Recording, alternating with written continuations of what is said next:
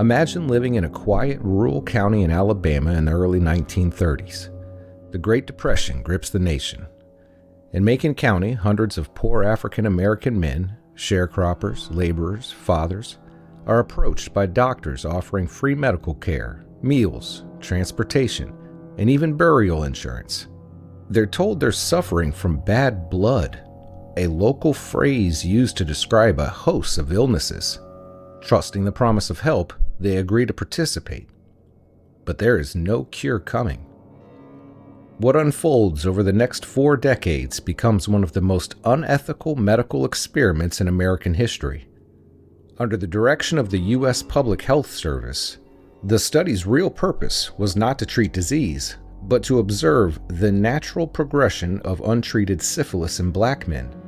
None of the 399 infected participants is told they have syphilis.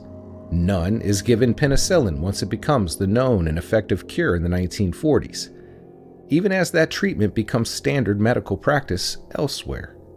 Doctors continue to withhold treatment. They conduct painful spinal taps and blood tests under the guise of benevolence. Participants are deliberately kept from seeking care from other physicians.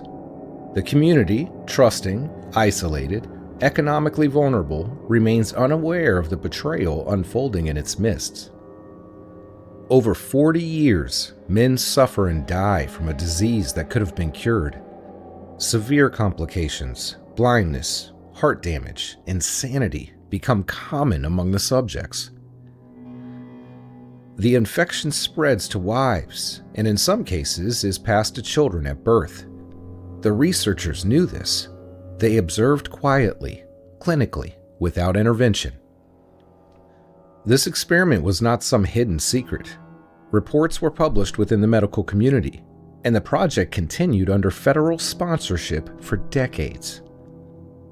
Only when whistleblower Peter Buxton, a social worker at the Public Health Service, leaked documents to the press in 1972 did the broader public grasp the horror. The study was shut down amid national outrage.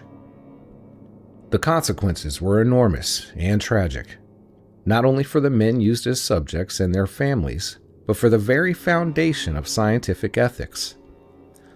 A class action lawsuit resulted in a settlement for participants and their family. In 1974, Congress passed the National Research Act, requiring informed consent, ethical review boards, and formal protections for human research subjects. And yet, the question remained, how could a study so fundamentally cruel persist for over 40 years under the name of public health? How was it justified to take advantage of the economic vulnerable and the racial inequity in the name of science? And perhaps, the most uncomfortable question of all, if deeply unethical experiments could hide in plain sight for decades, are we truly confident they can't happen again, somewhere, in some form, still today? Because the legacy of Tuskegee isn't just in history books, it lives on in the mistrust of medical institutions that still shape science today.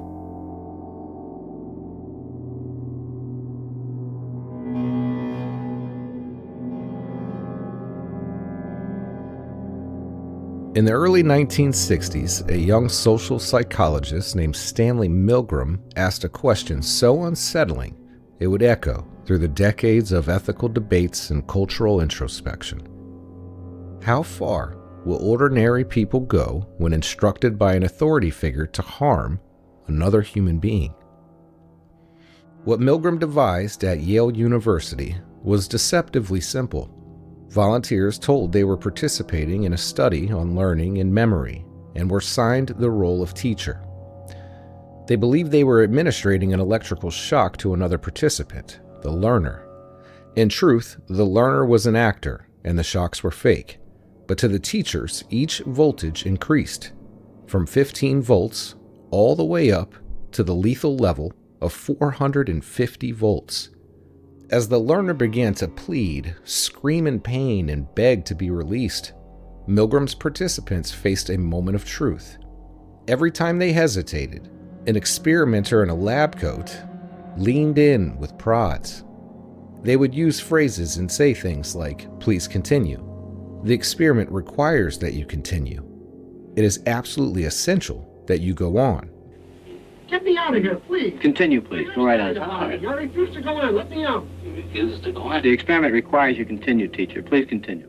They would repeat these things over and over until eventually they folded and upped the voltage, all the way to lethal levels.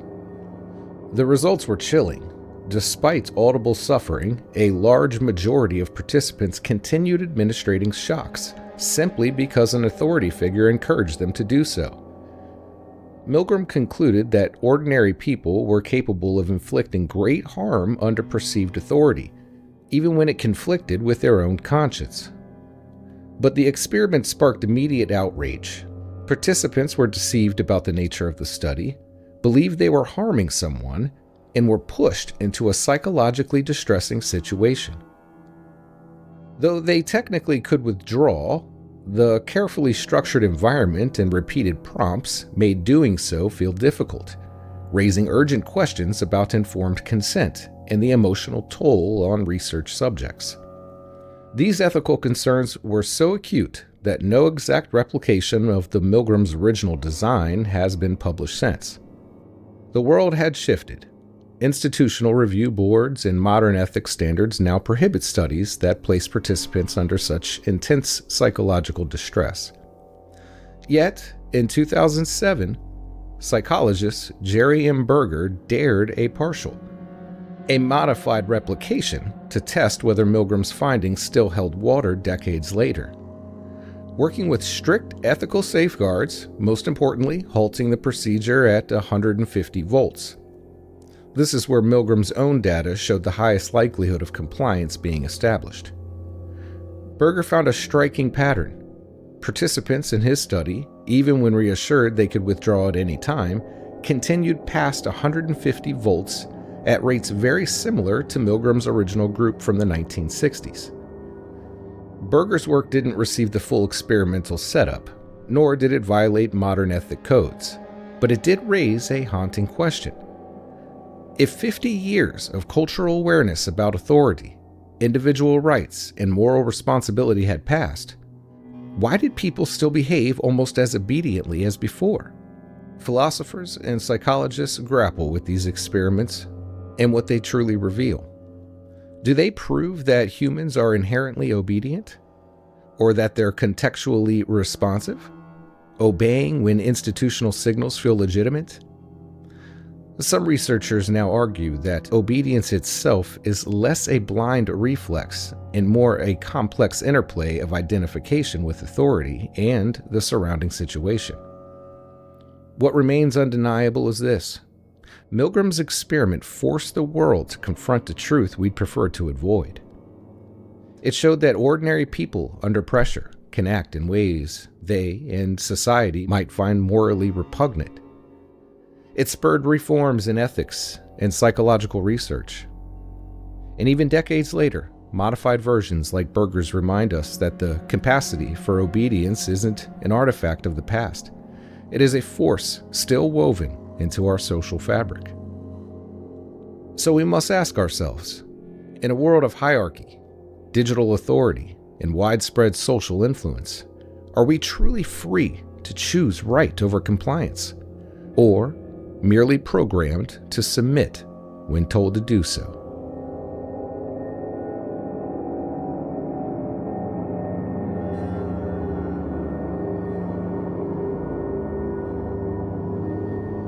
In the shadowy corridors of Cold War intelligence, paranoia and power collided in ways that still reverberate today. The Central Intelligence Agency, gripped by fear of the Soviet mind control techniques, embarked on a project, MKUltra, a sprawling covert program dedicated to manipulating the human mind. Hidden within that program was one of the most unsettling chapters in the history of human experimentation: Operation Midnight Climax. These were not sterile laboratories. These were brothels, CIA-funded, government-operated safe houses disguised as bordellos in San Francisco, Marin County, and New York City. Behind the velvet curtain, an experiment was unfolding. One that blurred the line between espionage, exploitation, and voyeurism. The method was grotesquely simple and deeply unethical. Sex workers on the CIA payroll lured unsuspecting men into these apartments under the pretense of intimacy. Once inside, the Johns were offered drinks secretly laced with LSD, a powerful hallucinogenic that warps perception, cognition, and sense of self. These men, oblivious to the drug coursing through their veins, were then observed through two-way mirrors and hidden recording devices. The purpose was to see how the human mind behaved under the influence of drugs and in the moments of vulnerability, and to explore whether such conditions could produce compliance, confession, or psychological breakdown. What makes Midnight Climax so disturbing isn't just what was done. It's how casually those doing it spoke about it later. One CIA operative named George Hunter White wrote that he toiled in the theater because it was fun. In a chilling sentence that reads like a line stolen from Gothic fiction. He asked, where else could a red-blooded American boy lie, kill, cheat, steal, deceive, rape, and pillage with the sanction and blessing of the All-Highest? This wasn't clinical observation. It was voyeurism sanctioned by the U.S. government. A spectacle of human beings reduced to material for crude psychological play. The operation evolved beyond its objective. Agents asked whether intimacy could be exploited to extract secrets. They wondered whether psychological lowering of defenses could be systematically engineered. Over time, those hired to assist in the scheme found themselves in a kind of grotesque partnership with the government operatives, receiving cash and promises of protection from law enforcement in exchange for facilitating this deception. And the victims? They were just ordinary men, patrons of bars, lone travelers, someone looking for a drink or a date. They were never told they were part of a government experiment. They were never asked for informed consent. They were unwitting human subjects, dosed and observed, caught in a web of surveillance, masquerading as desire. The ethical violations here are staggering by any modern research standard. Violations of dignity and basic human rights that any institutional review board today would reject on sight. The Inspector General of the CIA eventually concluded the operation was improper, leading to its official shutdown in the early 1960s. But by then, thousands of men had passed through these rooms, many without ever knowing what had been done to them. When Congress probed these activities in the 1970s, they found something telling. Most of the records had been destroyed. Files, notes, and document materials erased, disappeared. What remained were fragments, a few anecdotes, and a handful of testimonies, and the shocking outlines of what had been done. With Midnight Climax, we're forced to ask not just what was done, but why anyone thought it was acceptable. If experiments such as this were buried and erased for decades, if the full scope of the program remains unknown, how can we be certain that something similar is not happening now, under a different name, in another secret facility, far from public scrutiny? Because Operation Midnight Climax wasn't just a sinister chapter in history. It was a warning about how power, secrecy, and lack of accountability can warp science into something unrecognizable and dangerous.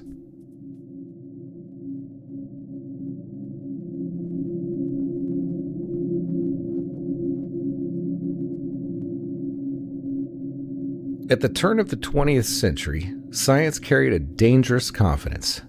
It believed it could fix humanity, not just cure disease, but correct morality, criminality, and even character itself. Few men embodied that belief more completely than Dr. Leo Stanley, the chief surgeon at San Quentin State Prison for nearly 4 decades. Stanley did not see prisoners as patients. He saw them as raw material. Influenced by the growing eugenics movement, an ideology claiming that social problems like crime and poverty were inherited, Stanley became convinced that criminal behavior was rooted in defective biology, mainly in male sexuality. His solution was radical, invasive, and deeply disturbing. The premise was simple and grotesque. Stanley believed that by implanting healthy testicular tissue into prisoners, especially those he deemed weak, immoral, or mentally deficient, he could restore masculinity, improve behavior, and even rehabilitate criminals. He framed this as medical progress. In reality, it was an experiment on a captive population that had no meaningful ability to refuse. The procedures began around 1910. At first, Stanley transplanted testicles from recently executed prisoners into living inmates. When that supply ran out, he turned to animals, goats, pigs, deer, and implanted their testicle tissue into human subjects. Sometimes the tissue was surgically grafted. Other times it was ground up and injected directly into the body. No modern peer review, no informed consent as we understand it today, no long-term evidence of the benefit at all. Stanley reported success enthusiastically.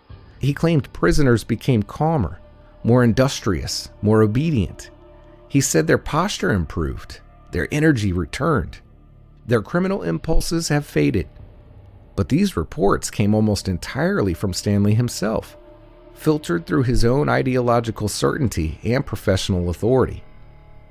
What prisoners experienced, however, was very different. Many suffered pain, infection, fever, and complications. Some were even promised reduced sentences or better treatment in exchange for participation. A coercive incentive in a prison system already built on imbalance of power. Others were never clearly told what was being done to their bodies at all. This was not medicine seeking to heal. It was medicine enforcing a moral theory. What makes Stanley's work especially chilling is how open it was accepted at the time. He published papers. He lectured to medical audiences. His experiments were reported in mainstream newspapers. Eugenics had provided the moral cover. Prison had provided the subjects. And the state allowed it. San Quentin officials praised Stanley. California was one of the most aggressive states in the eugenics movement. They saw his work aligned with forced sterilizations already being carried out on thousands of institutionalized people across the country. The body in this worldview was simply another site for social control. Eventually, the medical community moved on. Hormone science advanced. Eugenics fell out of favor after the horrors of Nazi experimentation. Stanley retired quietly in 1951. No criminal charges were filed. No formal apologies were issued to those experimented upon. But the question still lingers, uncomfortably so, in the silence he left behind. How easily did medical authorities override human dignity? How quickly did the language of rehabilitation become justification for violation? And how many other experiments, sanctioned, celebrated, and were later forgotten, were carried out on populations deemed less worthy of consent? Because prisons still exist, medical power still exists, and the temptation to use the powerless in the name of progress has never fully disappeared. If science once believed it could cure criminality by altering the body, what convinces us that modern systems, armed with genetics and neurochemistry and so much data, wouldn't be tempted to try again?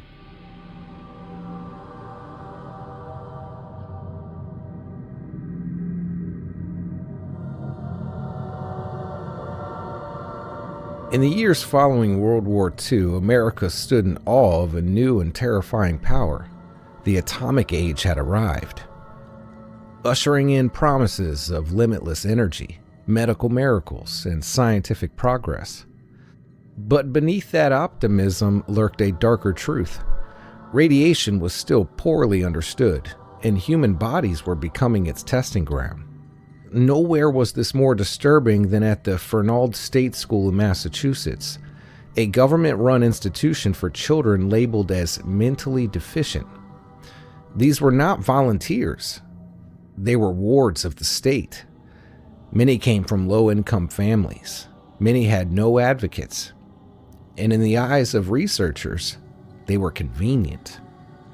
Between 1946 and 1953, scientists from MIT and Harvard, funded in part by the Atomic Energy Commission, partnered with the Quaker Oats Company to conduct a nutritional study. On paper, it sounded harmless, an experiment to understand how the body absorbed minerals like calcium and iron. In reality, the children were fed radioactive oatmeal. The boys, some young as 6, were told they were joining a science club. They were promised extra food, special outings, and privileges denied to other residents.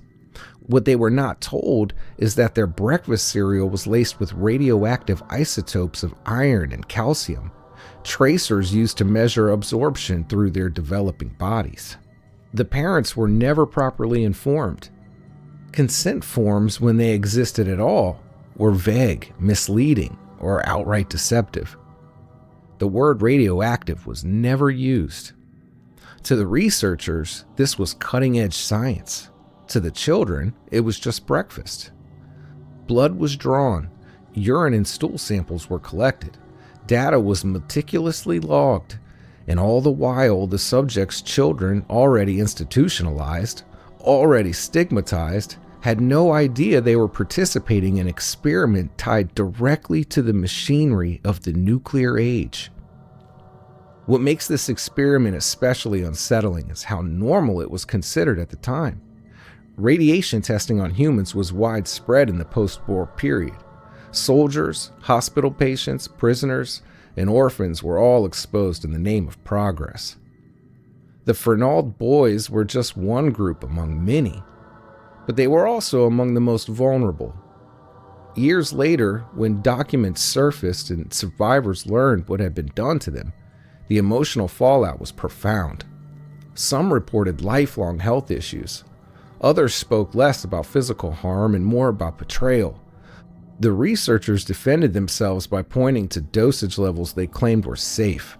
They argued that no immediate harm had been proven. But this defense sidesteps the central moral failure. These children were never given a choice.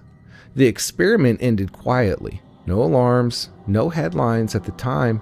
Decades later, lawsuits led to settlements and the governments issued acknowledgments. But no amount of money could undo the ethical breach. And so the larger question still remains. How did scientific ambition eclipse basic human decency so easily? Why were institutionalized children seen as acceptable test subjects for atomic research? And if radiation, pharmaceuticals, and behavioral science once advanced on the backs of the powerless, what forms of necessary risks are being justified today? Because when science aligns itself too closely with industry, government, or secrecy, the same danger reappears: progress without consent. The oatmeal is long gone. The isotopes have decayed. But the precedent remains. So it forces us to ask the question: who would be chosen next if no one were watching?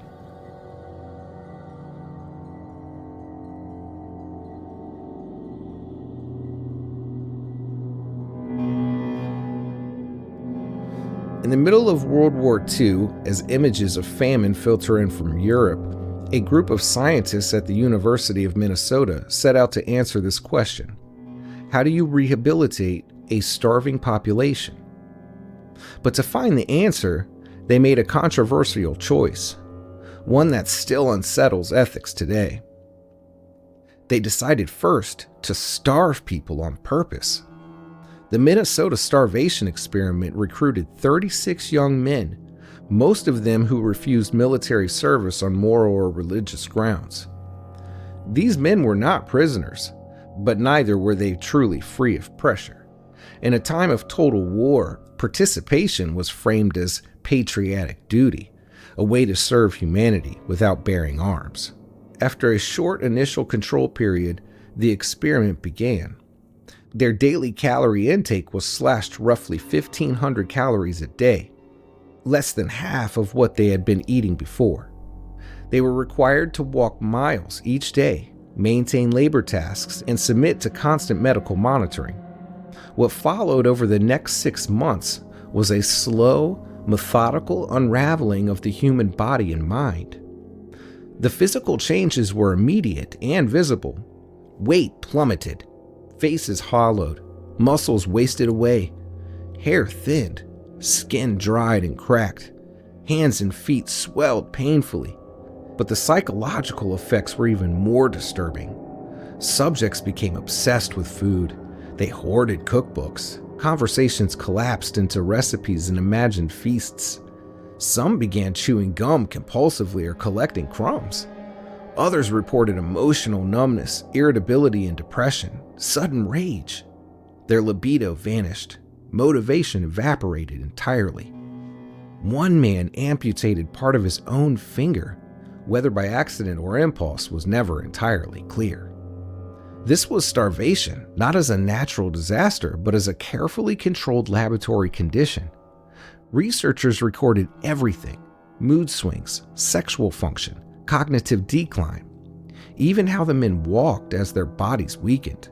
The experiment revealed a truth that contradicted prevailing beliefs. Starvation was not just a physical state, it was a psychological trap that rewired behavior, identity, and morality itself. When the starvation phase finally ended, the damage did not simply reverse. Refeeding, the process meant to restore health, proved chaotic and dangerous. Some men gained weight rapidly, others remained emotionally unstable for months or even years. A number reported lifelong struggles with eating disorders, anxiety, and depression.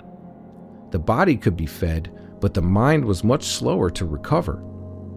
The study's findings went on to influence famine relief programs, war recovery efforts, and humanitarian aid strategies around the world. In that sense, I guess the experiment worked. And yet the ethical shadow remains. Was it justifiable to deliberately harm healthy people, even with their consent, for the sake of knowledge? How voluntary is consent when national crisis, moral pressure, and institutional authority are involved? And at what point does suffering cease to be a necessary cost of science and become an act of sanctioned cruelty? Yes, the men did survive, and the data endured. But the experience changed them in ways no chart could fully capture. Today, the Minnesota starvation experiment is often cited as a landmark in nutritional science and as a warning, a reminder that even well-intentioned research can cross invisible lines when human beings become variables instead of lives. Because hunger still exists, famine still devastates populations, and science still faces the same temptation: to understand suffering by recreating it.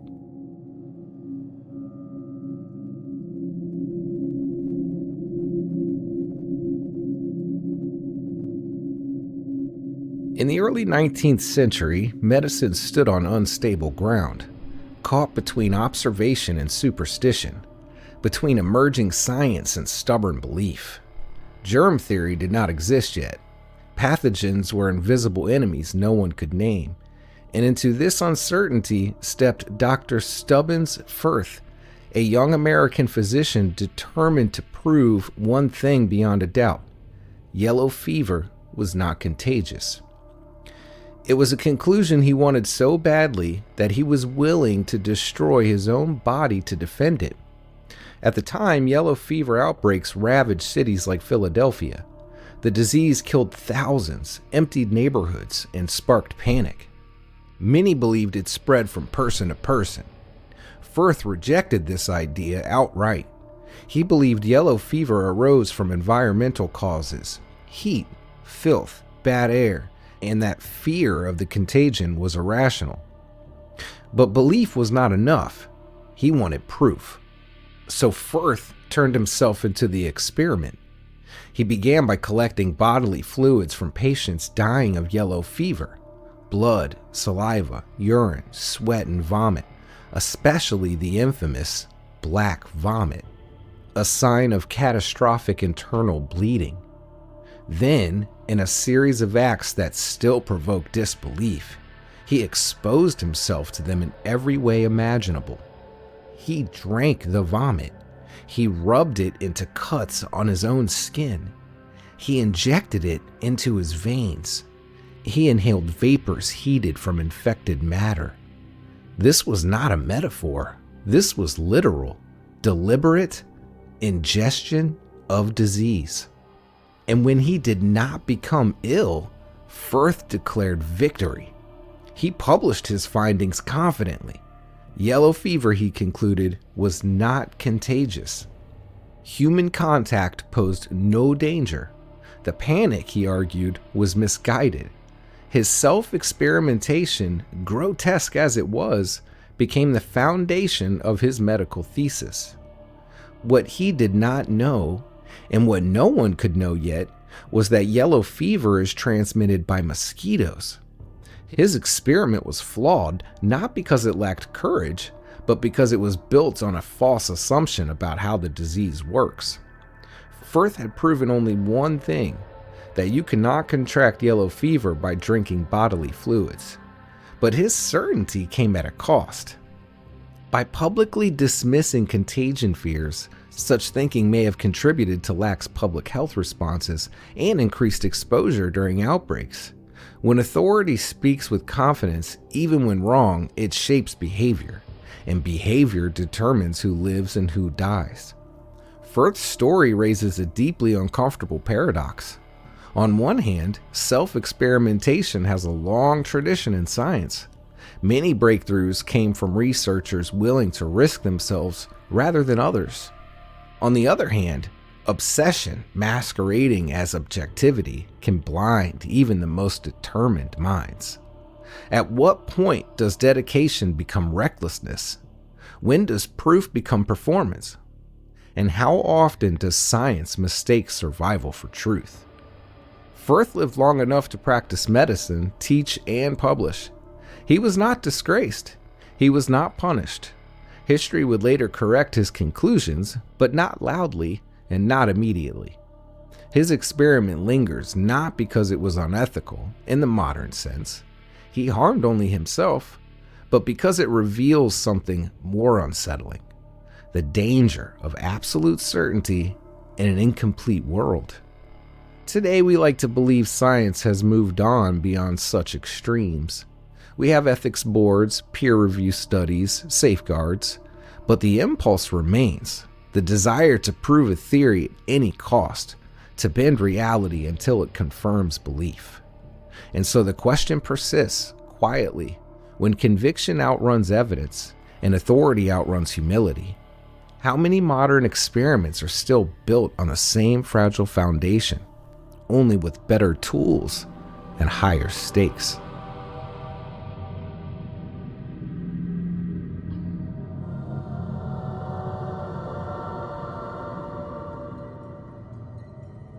In the aftermath of revolution, when old moral orders were collapsing and new ideologies were desperate to prove their supremacy, science in the Soviet Union was given extraordinary latitude. It was expected not merely to explain the world, but to redefine humanity's place within it. Few scientists pushed that mandate further than Dr. Ivanhoe, a respected biologist and pioneer of artificial insemination. Ivanhoe was not a fringe eccentric. He was credentialed, well-funded, and supported at the highest levels of the Soviet scientific authority. And he believed he could answer one of the most dangerous questions science has ever asked. How thin is the line between humans and animals? Ivanhoe was obsessed with evolution, not as a theory, but as proof. In a culture eager to dismantle religious belief, the idea of creating a human-ape hybrid promised something radical. A living being of the soul, a divine uniqueness of humanity's sacred separation from the animal world. His plan was chillingly direct. In the 1920s, Ivanhoe traveled to West Africa, where he gained access to chimpanzees housed in research facilities. His first experiments involved artificially inseminating female chimpanzees with human sperm. These attempts failed, but failure did not deter him. It only redirected his ambition. Then Ivanhoe proposed the inverse experiment, impregnating human women with ape sperm. This is where science crossed fully into ethical darkness. Historical records indicate that Ivanhoe sought and may have obtained permission to inseminate women without their informed consent, targeting those who were poor or socially vulnerable. Some accounts suggest he planned to perform these procedures under the guise of routine medical examinations. Whether every proposed insemination occurred remains debated, but the intent is unmistakable. The human body was no longer sacred. It was now experimental terrain. What's most unsettling is how bureaucratic the process was. Ivanhoe submitted grant proposals. He received funding. He was endorsed by the institutions that viewed ethical hesitation as ideological weakness. The question was not should this be done, but can it be done? Eventually, the project collapsed, not because of moral outrage, but because of political shifts. Ivanhoe fell out of favor. He was arrested during Stalin's purges and then exiled. He died in 1932. And yet, the implications never disappeared. Ivanhoe's work forces us to confront an uncomfortable truth. The barrier preventing certain experiments is often not ethics, but power. When authority grants permission, when ideology justifies intrusion, the unimaginable can become procedural. Today, defenders argue that no hybrid was ever successfully created, that the science failed, that nothing happened. But the horror lies not in the outcome, but in the willingness to try.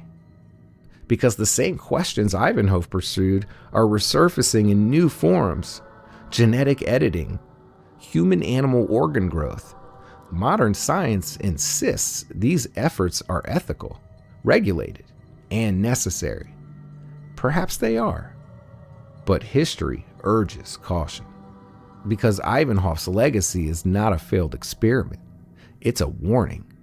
One that reminds us the most dangerous experiments are rarely stopped by capability, only by lack of restraint.